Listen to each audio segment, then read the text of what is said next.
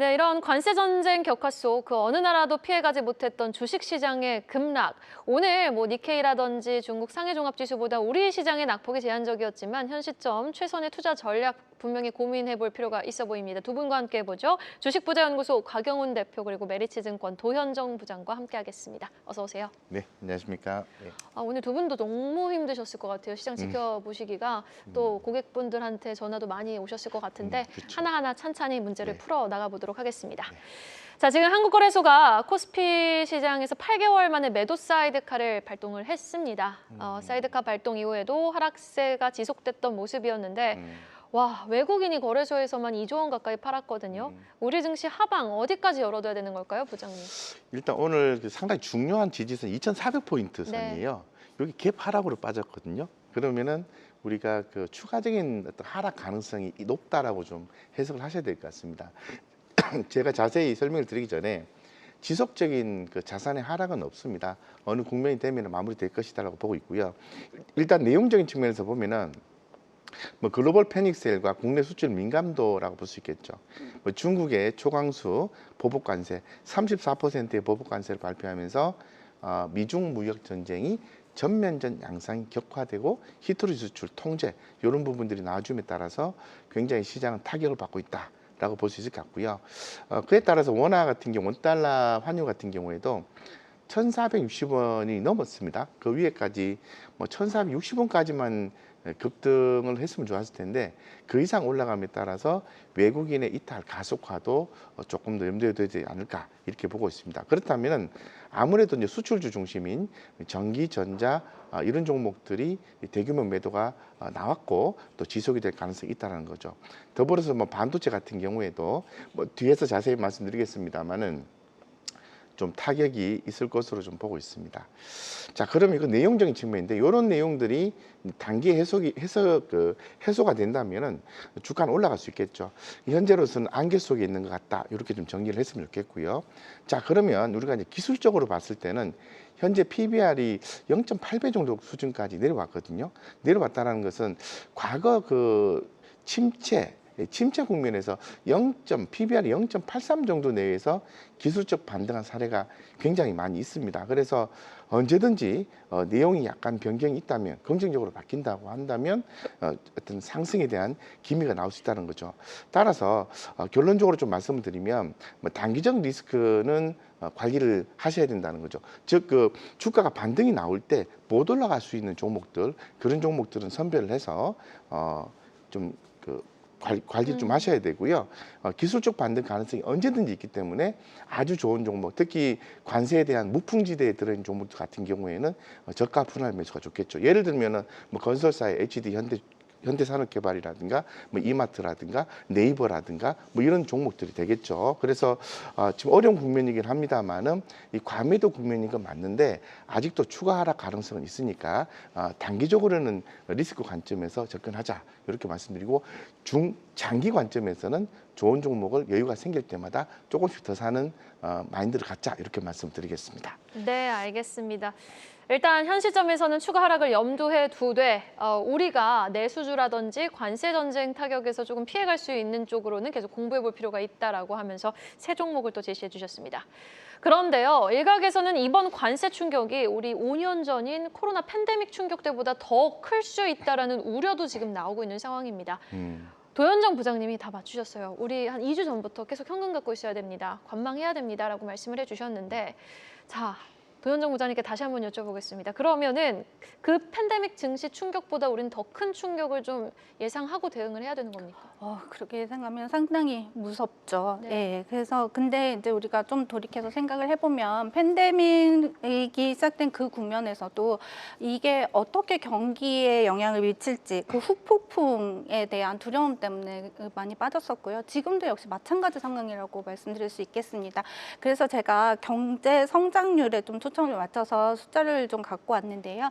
현재 지금 이 관세가 이번 관세가 그 세계 경제 성장률에 미치는 영향을 좀 각 기관이 전망하는 수치를 갖고 왔는데 IMF는 2026년에는 0.8%, 2027년에는 1.3% 정도 경제 성장률이 감소할 수 있다. 그리고 다른 기관들도 대동소이합니다. 0.6%에서 1.3% 정도 감소할 가능성이 제기되고 있습니다.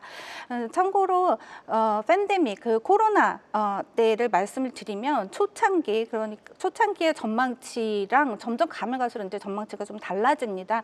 근데 초창기 전망치는 2019년 2.9%의 성장을 이루었는데 그거 대비 2020년에는 약 마이너스 3% 감소가 예상이 됐고, 이게 2008년, 2009년에 금융위기보다 더 심각한 수준이다, 경기 침체를 나타낸다라고 해서 그 주식시장에 미치는 영향이 매우 컸습니다. 그래서 주식시장의 영향을 보면 그 초기에 보시면 지수가 바닥이었던 2020년 3월 19일 코스피 지수가 1457이었는데 이게 그 팬데믹 진입 구간이었던 2월 19일 대비 한 달간 약 51.7%가 하락한 수치였습니다. 코스닥 같은 경우에는 마이너스 64% 하락을 했고요. 네. 그런데 2020년 12월 30일에는 종가 기준으로 코스피 지수가 2873이었기 때문에 거의 100%, 3월 19일에 최저점 대비 지수가 상승한 모습을 알 수 있습니다. 그러면 지금 그 관세의 영향은 어떤가 좀 생각해 보면, 사실 불확실성 때문에 지금 많이 요동하고 있다, 이렇게 볼 수 있고요. 이게 하나둘씩 제거가 되어 가야 합니다.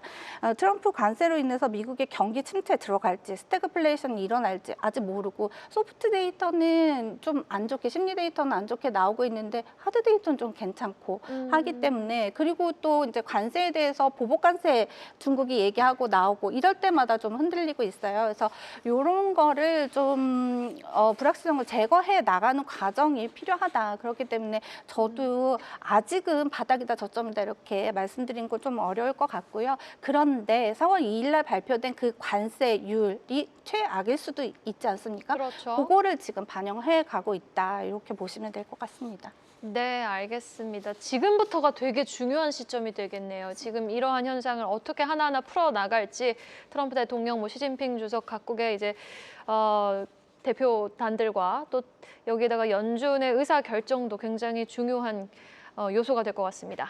자, 그래서인가요? 오늘 트럼프 대통령이 반도체 품목 관세 도입이 임박했다라고 밝히면서 반도체 관련주들은 사흘째 약세입니다.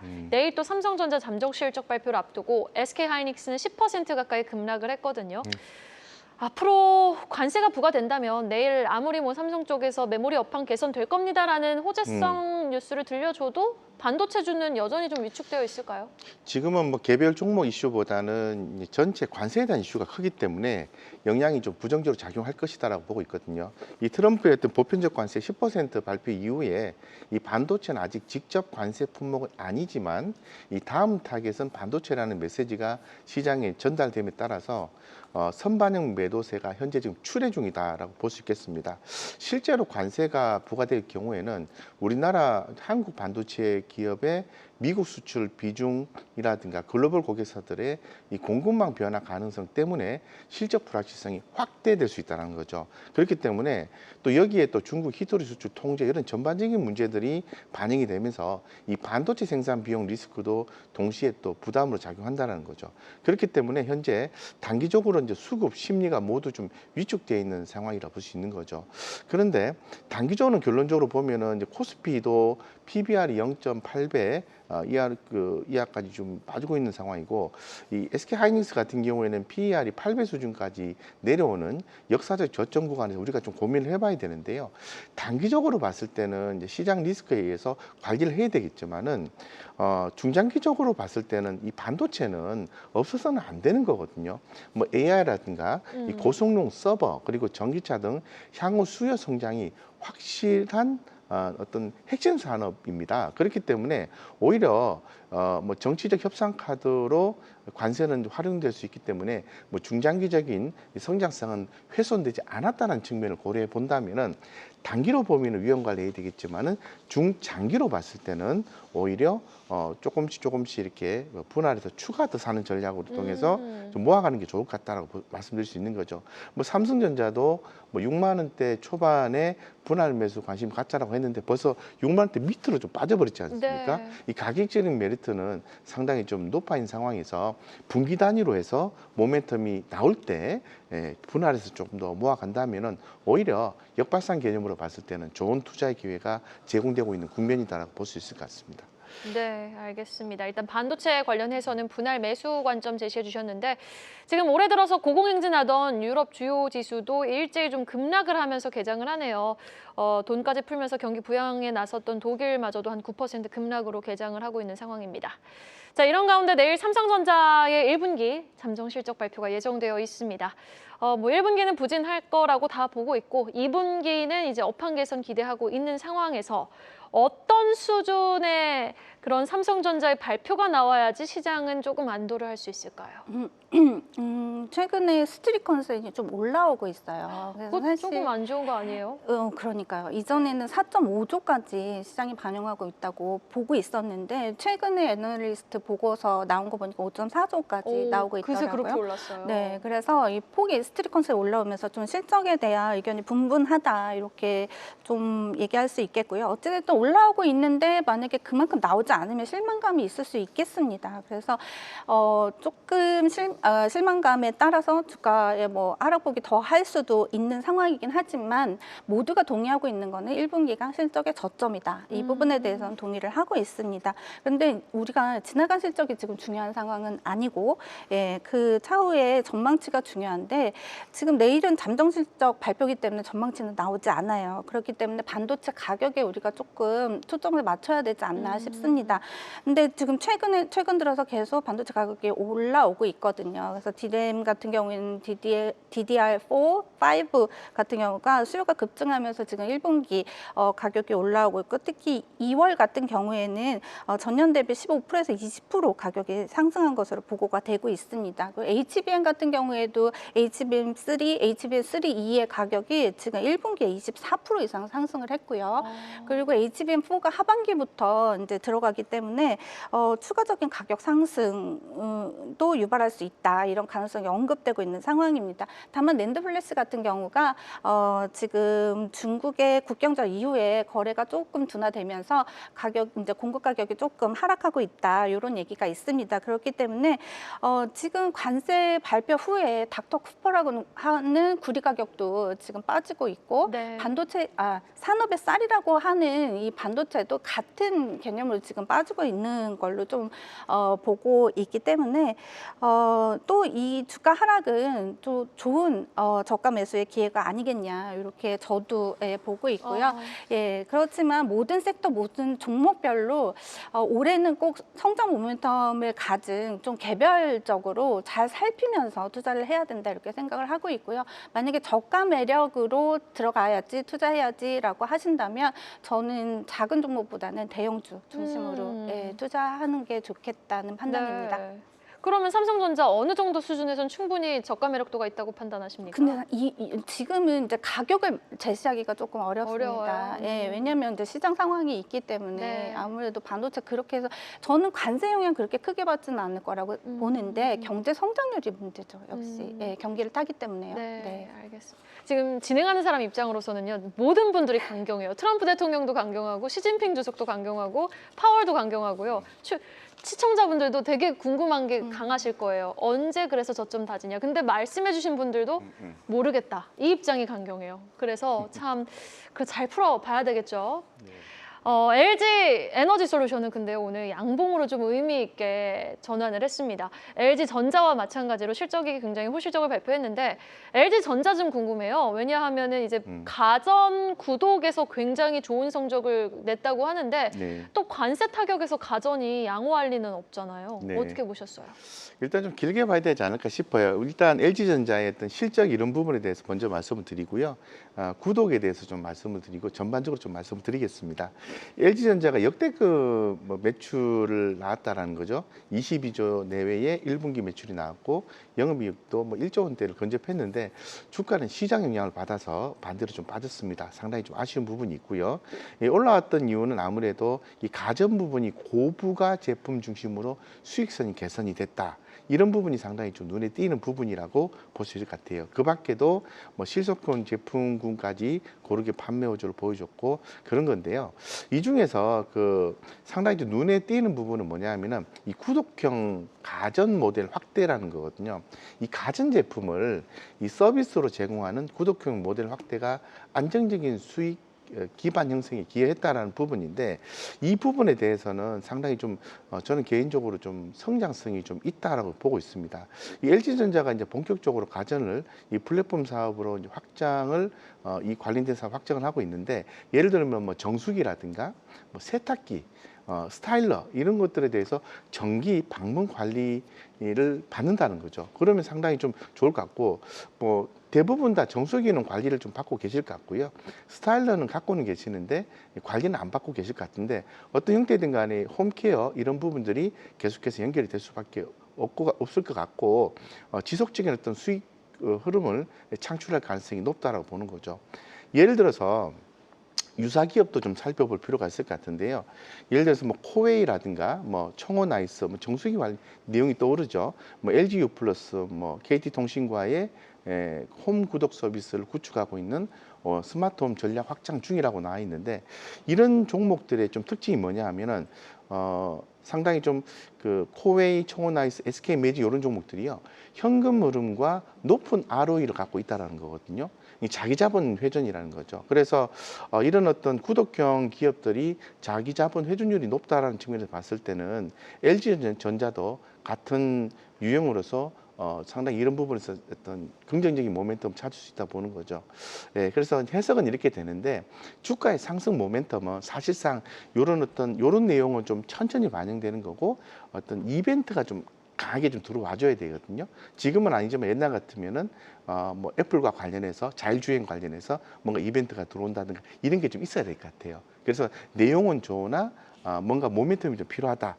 그래서 어쨌든 LG전자는 부정적으로 볼 이유는 현재로서는 없습니다. 없기 때문에 이런 것도 좀 갖고 계시다가 ROE의 변화, 분기 단위로해서 ROE의 변화가 있는 종목을 좀 선정해 보시면 좋겠다. 그 변화를 좀 주목하시면 좋겠다 이렇게 말씀드리겠습니다. 네, 알겠습니다. 도현정 부장님께는 LG 에너지 솔루션 한번 여쭤보도록 할게요. 근데 늘 저는 도현정 부장님이 너무 솔직하고 또 진솔하고 담백하게 말씀하시는데 다 맞춰서 너무 항상 더 물어보고 싶거든요. 그런데 또 지금 하단을 감히 예상할 수 없는 불확실성의 구간이라고 하니까 그럼 2차 전지 쪽 한번 여쭤보겠습니다. LG 에너지 솔루션 오늘 그래도 타 대형주 대비 좀 선전했잖아요. 오늘의 양봉 전환은 의미가 있었던 걸까요? 2차 전지, 그러니까 결론부터 말씀을 드리면 2차 전지 아직 바닥을 논하기는 이르다. 라고 네. 말씀을 드리고요. 일단 LG에너지솔루션 오늘 좋은 실적 보여줬습니다. 그런데 이제 신저가를 기록하고 있고요. 2차 전지 섹터도 역시 관세의 영향을 피해갈 수가 없는 섹터입니다. 게다가 IRA가 존속에 따라서 영향을 피해갈 수 없는데 요거는 또 추가적인 불확실성으로 남아있기 때문에 이런 것들을 해소해 나가야 하는 이제 측면이 있고요. LG에너지솔루션 올해는 흑자 전환이 예상되고 1분기 실적이 컨센을 상회하고 이런 긍정적인 모습도 있고 ESS 같은 경우에는 경쟁사인 이제 중국의 관세가 부담이 크기 때문에 LG에너지솔루션에 기회가 주어질 수 있다 이런 가능성도 있긴 한데요.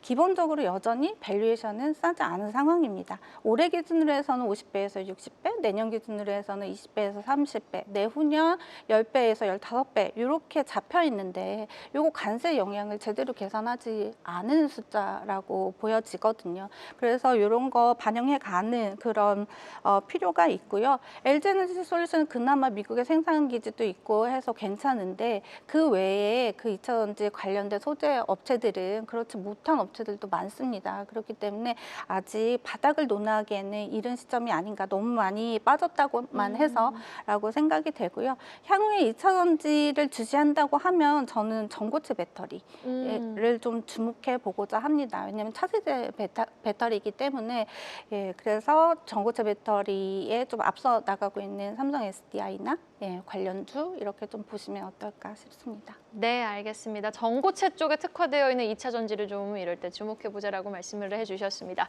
자, 두 분께 공동 질문 드려보도록 하겠습니다. 시장 전체에 퍼진 관세 불안감이 커질까 지금 걱정이 딱 되는 상황 속에서 미국이나 일본처럼 큰 폭의 하락세가 우리도 좀 지속될지 아니면 사실 우리가 좀 낙폭이 제한적인 건 개인의 물량이 들어왔기 때문이었잖아요. 내일과 이번 주 계속해서 개인이 받쳐줄지 외국인은 계속해서 팔지 우리는 어떤 전략을 가져가야 될지 궁금합니다. 광효근 대표님. 현재까지는 나와 있는 현상이 좀 집중해 볼 필요가 있을 것 네, 같아요. 네. 그래서 이미 말씀을 드렸습니다마는 이 관세 불확실성 당분간 이어질 수 있다. 이렇게 한번 정리하시고요. 미국, 일본식 급락 지속은 단기적으로 패닉 셀에 가깝다라고 해석하신다고 하면은 주요 지지권에서 반등이 나올 가능성이 있거든요. 이 반등 나올 가능성에 대해서도 일단 염두를 하시죠. 이런 내용을 가져와서 이번 주엔 전략을 좀 삼아 보면은 2,400포인트가 깨졌기 때문에 조금 더 지켜보셨다가 일단은 주시를 하셔야 되는 부분은 외국인 선물 수급이 반전된 경우에는 시장이 반등이 나올 가능성이 있습니다. 그리고 또 이 달러 원 환율 흐름도 외국인 수급의 핵심적인 척도가 될 수 있기 때문에 유심히 좀 지켜보시고요. 이 관세 협상 관련해서 시그널 체크를 좀 해보실 필요가 있을 것 같은데 미국 내 재무장관 발언이라든가 EU라든가 베트남 등과의 어떤 협상 흐름이 완화 시그널이 나와준다면은 반등이 나올 가능성이 있다라는 거죠. 그래서 이런 어떤 수급 주시 관세 협상 시그널 이런 거에 좀 집중을 하면서 어느 정도 완화가 된다 싶으면은 시장을 좀 긍정적으로 보시라고 말씀드리겠습니다. 그래서 지금은 어떤 그 매도보다는 전략적인 홀딩이 좀 더 맞지 않겠나 싶어요. 그래서 이 과매도 국면에 이미 진입되어 있는 상황이기 때문에 뭐 매도를 회사가 좋고 종목이 좋고 그런데 매도할 이유는 없는데 다만 너무 개별적인 종목이라든가 펀드멘탈이 약하다든가 이 관세 이슈에 의해서 타격을 많이 받는 섹터의 종목들이라든가 이런 종목들은 좀 비중을 줄이시고요. 아까도 말씀을 드렸습니다만은 무풍지대에 있는 종목들을 조회해 보시면 많이 나옵니다. 예, 그런 것들을 좀 조회하셔가지고 그 중에서도 오늘 제가 소개를 해드렸던 이마트라든가 이런 네. 종목들도 ROE가 개선되는 종목이고요. 예, 그래서 이 ROE가 개선되는 종목들 위주로 해서 좀 포트를 점차적으로 이렇게 만들어가는 그런 전략이 필요한데 대신에 호흡은 짧게 가져가면 안 되고요. 긴 호흡으로 가져가셔야 된다. 이렇게 말씀드리겠습니다. 많이 빠진 것만큼 매력적인 건 없고요. 좀 길게 바라다 보면 또 언제 그랬냐는 듯이 자산은 또 올라와 있기 마련이거든요. 네. 조금 더 여유로운 어떤 투자를 해 주셨으면 하는 바람이 있습니다. 네, 알겠습니다. 우린 겪어봤잖아요. 작년 8월에도 코로나 때도 겪어봤습니다. 네. 오늘 곽영훈 대표님 ROE를 키워드로 말씀해 주시면서 HDC 현대산업개발 네이버 이마트 언급해 주셨습니다. 도현정 부장님은 지금 시점을 관망 구간이라고 보십니까? 매도해서 좀 물량을 정리해야 되는 구간이라고 보십니까? 일단은 관망이라고 보고 있고요. 그 포트폴리오 교체 차원의 매도는 가능하다고 보고 있습니다. 네. 그리고 오늘이 저점인 것 같은데 그래도 포트폴리오 교체하시려면 매도할 수 있는 용기 가지셔야지 내 계좌 죽지 않는다. 네. 예, 살아있다. 그래서 살아있어야 우리는 또 기회가 있으니까요. 맞아요. 그렇게 보셔야 할 것 같고요.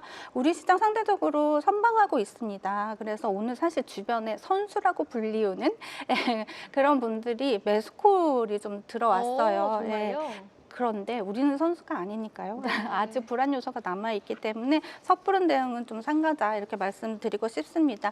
제가 가장 신경 쓰이는 부분은 환율의 변동성입니다. 특히 엔달러 환율이 급격하게 우하향, 그러니까 엔화 강세로 가고 있는데요. 엔캐리 트레이드에 대한 리스크도 보면 조금 염두해 두셔야 된다고 생각합니다.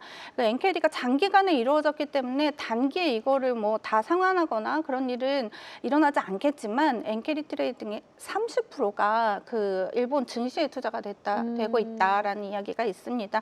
이거는 이제 그렇기 때문에 지금 일본 시장이 상대적으로 더 약하고 좀 이런 현상이 벌어지고 있지 않나. 근데 이게 확산되면 시간차를 두고 우리 시장에도 좀 번질 가능성이 작년 8월처럼 네. 있을 수도 있다는 생각이 좀 듭니다. 그렇기 때문에 예, 조심을 해야 할 것 같고요.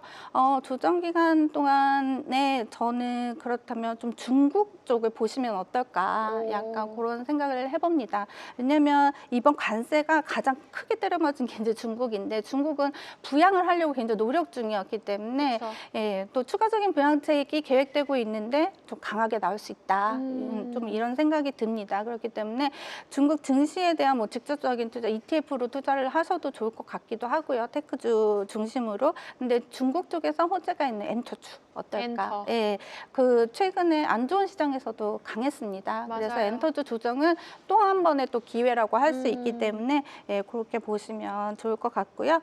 저는 뭐 글로벌 텍스프리나 롯데 관광개발 같이 예, 카지노주 이런 쪽에도 좀 괜찮지 않을까라는 생각 갖고 있습니다. 네, 알겠습니다. 지금까지 이렇게 곽영훈 대표 그리고 도현정 부장과 함께 해봤습니다. 말씀 고맙습니다, 두 분. 계속해서 다양한 경제 이슈를 알고 싶다면 구독과 좋아요, 알림 설정 부탁드립니다. AI 캐스터 권미정이었습니다.